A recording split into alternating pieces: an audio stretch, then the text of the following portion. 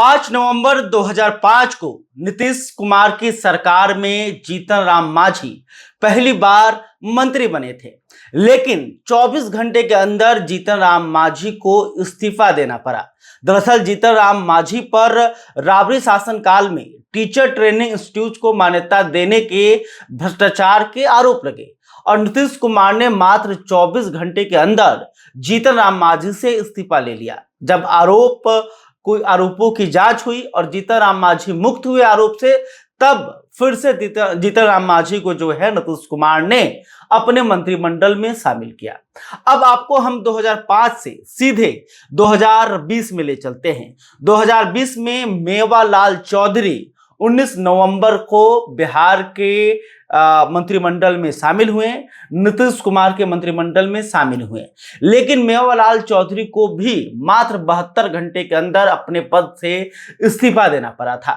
दरअसल मेवालाल चौधरी पर यह आरोप लगे कि वो जब सबौर यूनिवर्सिटी के वाइस चांसलर थे, इस दौरान उन्होंने भ्रष्टाचार किया था, जिसके बाद नीतीश कुमार ने तुरंत मेवालाल चौधरी को हाजिर किया और कहा कि आप अपने पद से इस्तीफा दे दीजिए, और मेवालाल चौधरी को अपने पद से इस्तीफा देना पड़ा।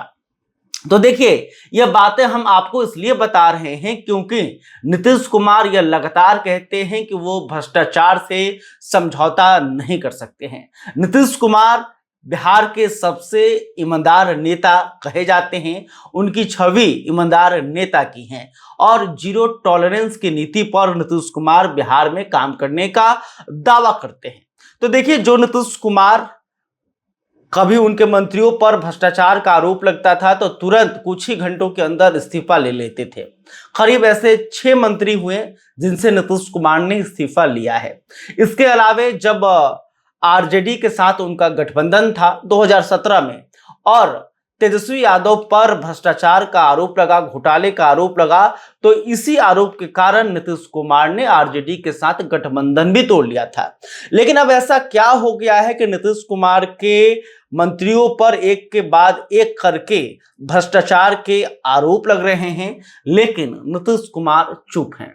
आखिर नीतीश कुमार की चुप्पी की वजह क्या है? तो देखिए, जनसुराज पार्टी के जो सूत्रधार हैं, संस्थापक हैं प्रशांत किशोर, वो एक एक करके बिहार सरकार के मंत्रियों और एनडीए के नेताओं पर भ्रष्टाचार का आरोप लगा रहे हैं। सबसे पहले उन्होंने मंगल पांडे पर भ्रष्टाचार के आरोप लगाए, इसके बाद उन्होंने दिलीप जायसवाल पर भी भ्रष्टाचार का आरोप लगाया। दिलीप जायसवाल जो कि बिहार बीजेपी के प्रदेश अध्यक्ष हैं। इसके अलावा बिहार के डिप्टी सीएम सम्राट चौधरी पर जो है जानकारी छिपाने का आरोप लगाया, और फिर नीतीश कुमार के खास माने जाने वाले बिहार के मंत्री अशोक चौधरी पर 200 करोड़ का भ्रष्टाचार का आरोप जो है प्रशांत किशोर ने लगाया। प्रशांत किशोर ने प्रेस कॉन्फ्रेंस करके तमाम दस्तावेज भी दिखाए और कहा कि इन नेताओं ने भ्रष्टाचार किया है और इन्हें अपने पद से इस्तीफा दे देना चाहिए। लेकिन देखिए, यह आरोप लगे पर नीतीश कुमार अभी तक चुप है। तो सवाल है कि नीतीश कुमार जो कहते हैं कि हम भ्रष्टाचार से समझौता नहीं कर सकते हैं, जिन नेताओं पर, जिन मंत्रियों पर भ्रष्टाचार का आरोप लगता है, नीतीश कुमार उनसे इस्तीफा ले लेते हैं।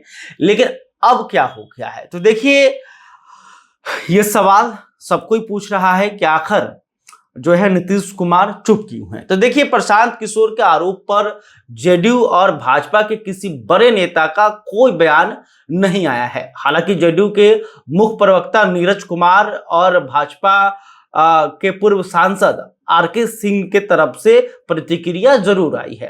नीरज कुमार ने कहा है कि उनकी पार्टी जो है अग्नि परीक्षा से गुजर रही है। नीरज कुमार ने यह भी कहा कि जिन पर आरोप लगे हैं उन्हें एक एक आरोपों का जवाब देना चाहिए, क्योंकि हमारे जो नेता हैं वो भ्रष्टाचार से समझौता नहीं करते और हमारी पार्टी की परंपरा रही है कि जिन नेताओं पर ऐसे आरोप लगते हैं उन्हें सामने आकर इसका जवाब देना होता है। इसके अलावे पूर्व केंद्रीय मंत्री और भाजपा के पूर्व सांसद आरके सिंह की तरफ से भी बड़ा बयान आया। आरके सिंह ने कहा कि जिन नेताओं पर प्रशांत किशोर ने आरोप लगाए हैं, भ्रष्टाचार का आरोप लगाया है, उन नेताओं को जनता के सामने आने की जरूरत है और अपनी बातों को रखे। अगर उनके पास प्रशांत किशोर के आरोपों का जवाब नहीं है तो फिर अब वो अपने पद से इस्तीफा दे दे, क्योंकि इससे पार्टी की छवि को नुकसान पहुंच रहा है। यानी कि जेडीयू और बीजेपी के अंदर से ये मांगे आ रही हैं कि इन नेताओं को अपने पद से इस्तीफा दे देना चाहिए। तो चलिए एक बार फिर से उसी सवाल पर आते हैं कि आखिर नीतीश कुमार चुप क्यों हैं। तो देखिए, जो राजनीतिक जानकार हैं, जो बिहार की राजनीति को करीब से देख रहे हैं, जो नीतीश कुमार को करीब से देखते हैं, उनका मानना है कि नीतीश कुमार की जो सेहत है पहले से ठीक नहीं है। नीतीश कुमार जो हैं वो अस्वस्थ रह रहे हैं, इसलिए अशोक चौधरी पर अब तक एक्शन नहीं हो पाया है। अगर नीतीश कुमार की स्वास्थ्य स्थिति जो पहले की तरह होती तो अशोक चौधरी अब तक नप गए होते। इसके अलावा यह भी एक खबर है कि नीतीश कुमार के पास अशोक चौधरी की जो खबर है वो पहुंच चुकी है और नीतीश कुमार जो है वो इस खबर से खुश नहीं है। और सुनने में यह भी आ रहा है कि नीतीश कुमार ने उन्हें एक्सप्लेन करने के लिए कहा है। नीतीश कुमार ने कहा है कि आप पे जो आरोप लगे हैं इसको एक्सप्लेन कीजिए और अपनी बातों को जनता के सामने रखिए। तो देखिए, अशोक चौधरी ने अभी तक तो एक्सप्लेन नहीं किया है, लेकिन प्रशांत किशोर पर 100 करोड़ का मानहानि का केस जरूर ठोक दिया है। अशोक चौधरी ने कहा है कि प्रशांत किशोर को बिना शर्त माफी मांगनी पड़ेगी, नहीं तो फिर 100 करोड़ का मानहानि का केस जो है, जुर्माना है, उन्हें देना पड़ेगा।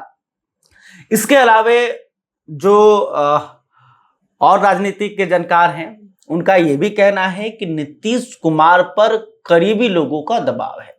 नीतीश कुमार जो है उनका एक ग्रुप है जिसमें अशोक चौधरी भी शामिल हैं, जिसमें विजय चौधरी भी शामिल हैं। इसके अलावा कुछ वरिष्ठ आईएएस अधिकारी हैं।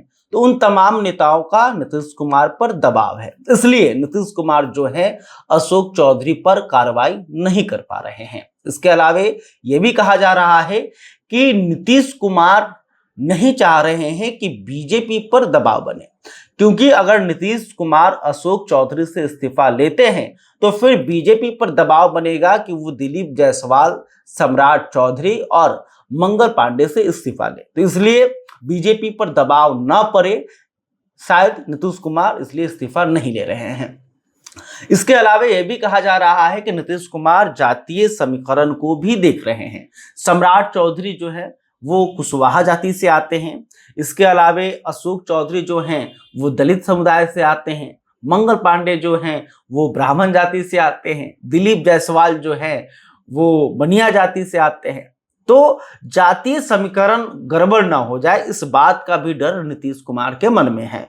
और देखिए, चुनाव में अब ज्यादा समय नहीं बचा है, तो इसलिए नीतीश कुमार जो है यह रिस्क नहीं लेना चाह रहे हैं। इसके अलावा शायद नीतीश कुमार जो हैं वो प्रधानमंत्री नरेंद्र मोदी के राह पर चल रहे हों, क्योंकि देखिए, जब से बीजेपी में नरेंद्र मोदी का उभार हुआ है तब से बीजेपी जो है वो उन नेताओं से इस्तीफा नहीं लेती जिन पर भ्रष्टाचार के आरोप लगते हैं, बल्कि नरेंद्र मोदी ये करते हैं कि जब वो अपने मंत्रिमंडल का विस्तार करते हैं तो उन मंत्रियों को साइडलाइन कर देते हैं। तो क्या जिन मंत्रियों पर आरोप लग रहे हैं उन्हें बाद में हटाया जाएगा? यह भी लोग कह रहे हैं कि ऐसी बातों की चर्चा हो रही है।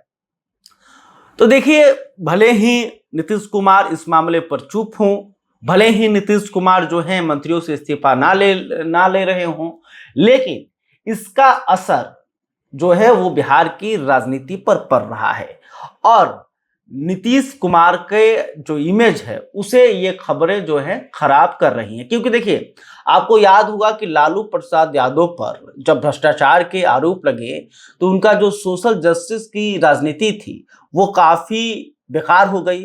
उनके सोशल जस्टिस राजनीति को भ्रष्टाचार के आरोप ने तबाह कर दिया। तभी नीतीश कुमार को उभरने को मौका मिला था और नीतीश कुमार ईमानदार नेता वाली छवि को लेकर बिहार की राजनीति में आए और उन्हें सफलता मिली। लेकिन अब नीतीश कुमार पर जिस तरह से नीतीश कुमार के करीबियों पर, नीतीश कुमार के मंत्रियों पर, नीतीश की सरकार पर जिस तरह से भ्रष्टाचार के आरोप लगातार प्रशांत किशोर लगा रहे हैं, इससे कहीं ना कहीं नीतीश कुमार के ईमानदार छवि को नुकसान पहुंच रहा है। इसके अलावे जो स्विंग वोटर हैं, स्विंग वोटर जो कि हर चुनाव में अलग अलग प्रत्याशियों को वोट देते हैं, अलग अलग पार्टियों को वोट देते हैं, वो वोटर भी नीतीश कुमार को लेकर कंफ्यूज हो रहे हैं। इस बात को नीतीश कुमार को समझना होगा, एनडीए को समझने की जरूरत है कि जो लगातार भ्रष्टाचार के आरोप लग रहे हैं उससे स्विंग वोटर का जो झुकाव है कम हो रहा है। तो देखिए, ये तमाम बातें हो रही हैं कि आखिर नीतीश कुमार जिस तरह से जाने जाते थे, नीतीश कुमार को जीरो टॉलरेंस की नीति को लेकर जाना जाता है, वो नीतीश कुमार आखिर इन भ्रष्टाचार के आरोपों पर चुप क्यों हैं? आखिर नीतीश कुमार जो हैं अपने मंत्री अशोक चौधरी से इस्तीफा क्यों नहीं ले रहे हैं? वो अपने मंत्री मंगल पांडे से क्यों इस्तीफा नहीं मांग रहे हैं?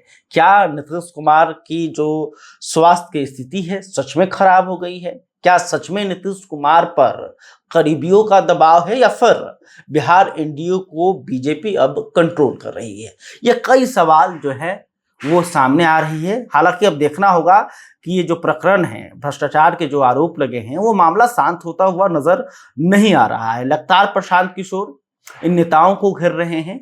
ये नेता भी जो हैं कोई कोर्ट के सहारे जवाब दे रहा है, तो कोई सोशल मीडिया के जरिए पोस्ट करके प्रशांत किशोर को जवाब दे रहा है। लेकिन ऐसा जवाब अब तक सामने नहीं आया है जिससे बिहार की जनता संतुष्ट हो या फिर बिहार के मुख्यमंत्री नीतीश कुमार संतुष्ट हो। खबर यह भी है कि नीतीश कुमार जो है एक एक करके इन तमाम नेताओं को अपने आवास पर बुला रहे हैं और उनको एक्सप्लेन करने के लिए कह रहे हैं। इसके अलावे अगर इस एक्सप्लेन से वो खुश नहीं होंगे तो फिर कार्रवाई की भी जा सकती है। इसलिए इंतजार करने की जरूरत है कि आखिर भ्रष्टाचार के इन आरोपों पर नीतीश कुमार क्या फैसला लेते हैं।